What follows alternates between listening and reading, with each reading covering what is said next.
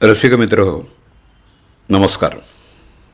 घरं पाहिली बांधून या एका अनुभव लेखाचं वाचन मी आता करतो आहे. लेखक शशिकांत मुद्देबिहाळकर, अभिवाचन दत्ता सर देशमुख. घरं पाहिली बांधून.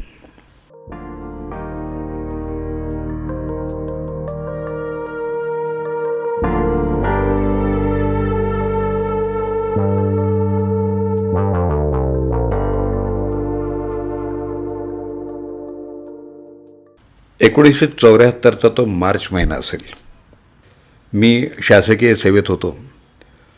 माझी नेमणूक उपलेखापाल या पोस्टवर रायगड जिल्ह्यातल्या माणगावमधल्या तहसीलदार कार्यालयात झाली होती.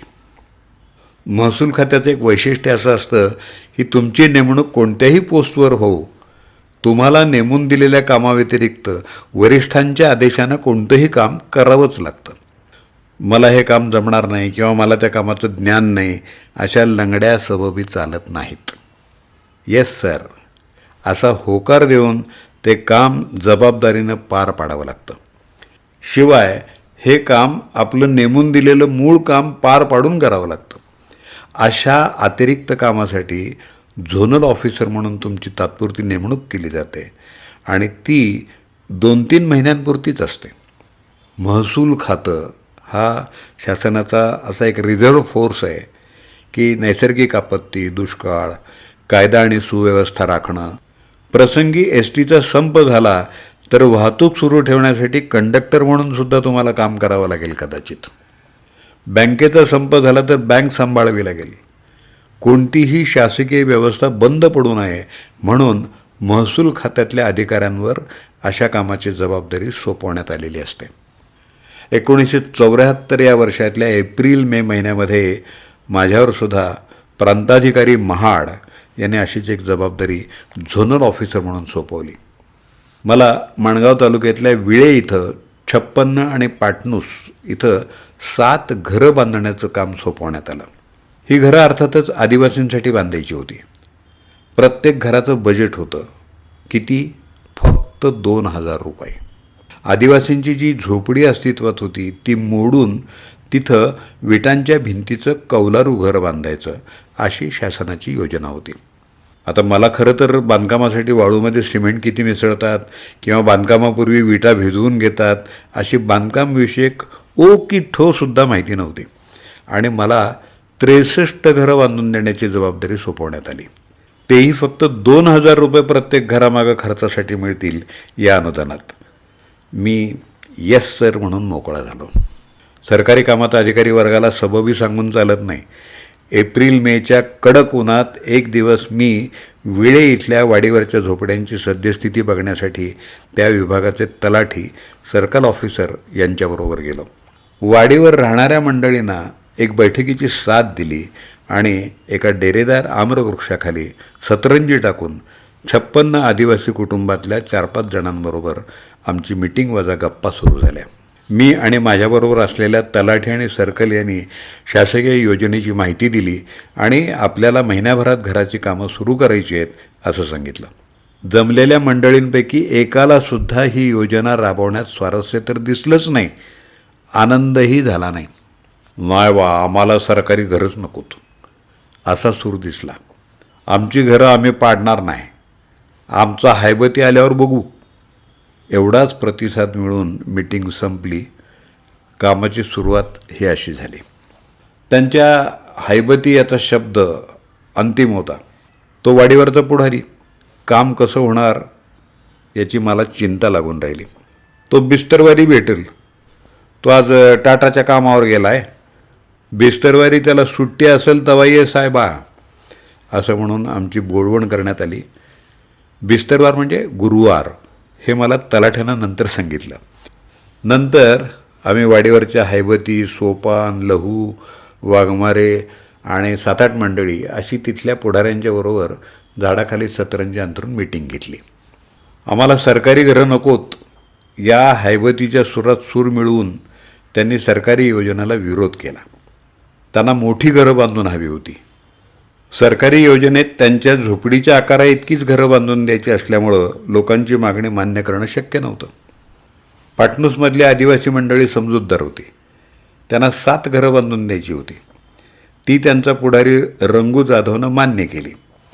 प्रश्न होता हैबतीच्या वाडीवर बांधून द्यायच्या घरांचा. हैबतीच्या अटीही खूप होत्या. त्याच मंडळींनी मजुरी करून त्यांचं घर बांधायचं होतं असा सरकारी नियम होता आणि सरकारी दरानं त्यांना त्यांची मजुरी मिळणार होती. पण ती कमी असल्यामुळं आणि जवळच टाटा कंपनीच्या कामावरच्या मजुरीचे दर दुप्पट असल्यामुळं हैबतीनं त्यांच्याच घरासाठी मजुरीचं काम करायला साफ नकार दिला. एकूण काय, घरं बांधून देण्याच्या योजनेच्या अंमलबजावणीत अनेक अडचणी होत्या हे माझ्या लक्षात आलं. या सबबी ऑफिसला सांगून काय उपयोग नव्हता. मग अधिकारी म्हणून तुमचं एक्झिक्युशन काय उपयोगाचं, असे तिरकस सवाल आमचे वरिष्ठ विचारतात याची मला कल्पना होतीच. मी पाटणूसच्या वाडीवरचं काम सुरू करायचं ठरवलं. तिथल्या मंडळींनी त्यांच्या झोपड्या मोडल्या, त्यांचं सामान नीटपणे बाजूच्या जागेवर सुरक्षित ठेवलं आणि एक दिवस नारळ वाढवून जमीन खोदायला सुरुवात केली. जोते कसे बांधतात याचं कोणतंही ज्ञान मला नव्हतं. झोपडीच्या आकाराच्या दुहेरी रेषा चुन्यानं आखून खोदकाम प्रत्येक झोपडीधारकानं सुरू केलं. ते खोदकाम किती खोल असावं हे त्या मंडळींना माहीत होतं आणि तेवढं खणून झाल्यावर त्यांनी त्यांच्या झोपडीच्या आधीच्या जोत्याखालचे दगड जे काही होते ते गोळा केले. शिवाय आजूबाजूच्या परिसरातले दगड गोळा केले. अरे एवढा डबर बस झाला, रंगू जाधव म्हणाला. पायाखालच्या दगडांना डबर म्हणतात हे नव्यानंच मला समजलं. ए रंग्या, साहेबांना उद्याला सिमेंट लागेल म्हणून सांग. त्यांच्यापैकी चिमानं रंगू जाधवाला सूचना केली. 10 पिशव्या लागतील आणि 1 टेम्पो वाळू बी लागेल आणि गवंडी बी लागेल. ही माणसं माझा मान राखून होती कारण ती आदरार्थी बोलत होती. दुसऱ्या दिवशी सिमेंट आणि वाळू रवाना केली. एक स्थानिक गवंडी काम करणारा मेस्त्री या लोकांनीच मिळवला. आता पाटणूसच्या कामाची चिंता राहिली नाही. दरम्यान विळेवाडीच्या हैबतीला एकदा भेटून घेतलं आणि पाटणूसचं कामही सुरू झाल्याचं त्यालासुद्धा मुद्दामच सांगितलं. हैबती थोडा वरमलेला मला वाटला.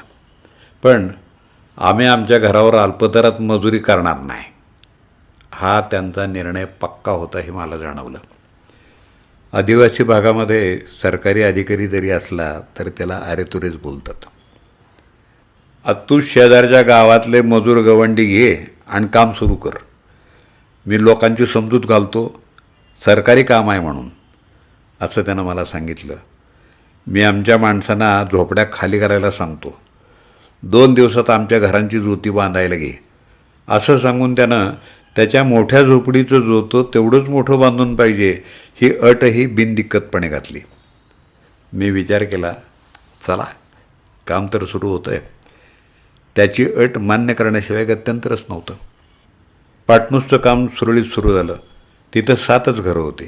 सिमेंट रविशेठकडून उधार मिळत होतं. सरकारी अनुदान जसं येईल तसं रक्कम देण्याचं ठरलं होतं. प्रश्न विटांचा होता. सरकारी कामासाठी वीटभट्टी मालकांकडून विटाही मिळत होत्या. काही ठिकाणी वीटभट्टी मालकांनी विटा द्यायला टाळाटाळ केली. मग भट्टीसाठीच्या परवानग्या घेतलेल्या नसायच्या, रॉयल्टी भरलेली नसायची. अशा भट्ट्या भल्या सकाळीच ट्रक लावून सरळ जप्त करण्याचा सपाटा लावला. कारण त्याच्याशिवाय 2000 बजेटमध्ये काम पूर्ण करणं केवळ अशक्य होतं. 2-3 दिवस मध्ये गेले असतील. वेळेगावच्या वाडीवरच्या लोकांनी आपल्या जुन्या झोपड्या पाडल्या आणि जागा मोकळी करून दिली. वरच्या वाडीवरचा एक गवंडी आणि मजूर घेऊन नारळ वाढवून भूमिपूजन करून विळेवाडीवरचं कामही आम्ही सुरू केलं. हे काम मोठं होतं. 56 घरं बांधायची होती. पाटणूसवाडीवरचं काम छतापर्यंत आलं. छपराखालील लाकडी वासे जुन्या झोपडीचेच वापरायचे होते. पाटणूसच्या वाडीवरच्या लोकांनी ते जपून ठेवले होते, तेच वापरले. विळेवाडीवरच्या लोकांनी त्यांच्या जुन्या झोपडीवरचे वासे खराब झालेत, वाळवी लागली आहे या सबबीवर जाळून टाकले. वासे पुरवण्याची जबाबदारी सरकारची नव्हती. मी हैबतीला सांगितलं की प्रत्येकानं आपल्या घरासाठी वासे उपलब्ध करून आणावेत. घरावर टाकण्यासाठी मंगलोरी कौलं येऊन पडली. पाटणूसवाडीवरच्या घरावर कौलं चढली. त्यांनी थाटात पूजा घालून गृहप्रवेशही केला. मे महिन्यातले अखेरचे दिवस आले. पाऊस जवळ आला तरी विळेवाडीवरच्या घरांसाठी वासे नव्हते. तर मलाही प्रश्न पडला, विळेवाडीवरचं काम कसं पूर्ण होणार? मी हैबतीच्या मागं लागलो. शेवटी मे महिन्याच्या अखेरीला चमत्कार झाला. एक दिवस हैबतीचा निरोप आला, वाशिक आणलंय, सुताराला निरोप धाडा. मला आश्चर्य वाटलं. मी तडक सकाळीच विळेवाडीवरच्या घरांना भेट दिली. छतापर्यंत भिंतीचं काम गवंड्यांमार्फत करण्यात येत होतं. 7-8 घरांचं भिंतीचं काम बाकी राहिलं होतं. प्रत्येक घराला लागणारे वासे आणून ठेवलेले दिसत होते. वासे हिरवे ओलसर दिसले. शेजारच्या गावातल्या सुताराला बोलावून घेतलं. तो म्हणाला, मी ठोकून देतो, पण मजुरी जास्त लागेल, कारण वासे वाळलेले सुके नाहीत, ठोकायला टाईम लागेल. आहेत सागवानी, मजबूत आहेत. त्याची मजुरी मान्य करून त्याला काम सुरू करायला सांगितलं. वाडीवरच्या लोकांची मदत घ्यायला सांगितलं. विळेवाडीवरच्या घरांचे वासे ठोकायला सुरुवात झाली. विळेवाडीवरच्या लोकांनी त्यांचीच घरं बांधायला सहकार्य केलं नाही, पण शेजारच्या गावातल्या लोकांच्या मदतीनं घरं आकारात आली. पुढं काही दिवस गेले. मी अखेर लाल भडक मंगलोरी कौलानी घरं झाकली गेली. हैबतीसाठी ऐसपैस घराची सोय झाली. त्याच्याच शुभहस्ते विळेवाडीवरच्या 56 घरांच्या वसाहतीचं लोकार्पण झालं. प्रत्येकी 2,000 रुपये खर्च करून आदिवासी बांधवांसाठी सिमेंट, विटा, कौलांची घरं बांधण्याचा प्रकल्प पूर्णत्वाला गेला. मला समाधान झालं ते माझ्यावर सोपवण्यात आलेलं काम पूर्ण झाल्याचं, तेही घराच्या बांधकामाचं कोणतंही तांत्रिक ज्ञान मला नसताना केल्याचं. आमची महसूल खात्याची फौज अशीच असते, कोणतंही काम करायला सज्ज असलेली. आजही या दोन्ही वाडीवरची ही घरं 40 वर्षांचा काळ लोटूनही उभी आहेत.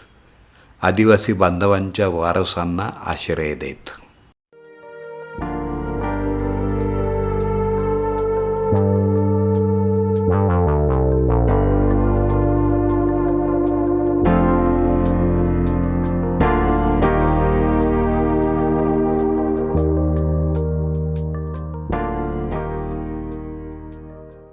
घरं पाहावी बांधून या अनुभव लेखाचं अभिवाचन आत्ताच आपण ऐकलं. लेखक शशिकांत मुद्दे बिहाळकर. त्यांचा मोबाईल नंबर 9767152608. अभिवाचन दत्ता सरदेशमुख. WhatsApp number 8329730186.